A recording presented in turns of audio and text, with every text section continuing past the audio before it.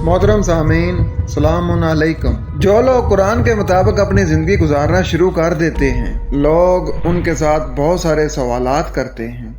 उनको कहते हैं कि जो अमाल हम कर रहे हैं, अगर ये अमाल तुम करोगे तो ही हम तुम्हें मुसलमान समझेंगे। बेशक वो अमाल कुरान में हो ही ना, क्योंकि हर फिरके ने, हर मजहब ने कुछ एक्टिविटीज बनाई हुई हैं कि ये करोगे तो तुम हमारे मजहब के नजर आओगे। अगर ये एक्टिविटी जो हम कर रहे हैं ये तुम नहीं करते तो फिर तुम हमारे मजहब के नहीं हो। आए इस बारे में कुरान से रहनुमाई लेते हैं कि कुरान क्या फरमाता है। जब हम पढ़ते हैं सूरह अल फुरकान सूरत नंबर 25 आयत नंबर 52, फला तो ना तो आप अताहत कीजिए अल काफिरीना, इनकार करने वालों की, वजाहिद हम, और जहाद कीजिए उनसे, बिही, साथ इसके, जिहादन, जिहाद, कबीरन, बहुत बड़ा।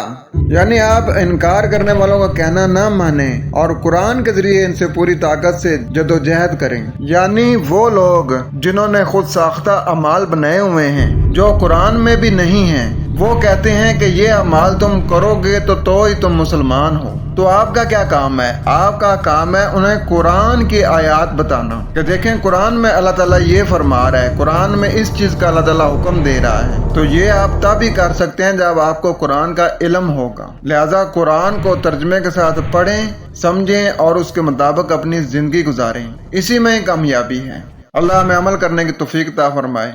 वस्सलाम।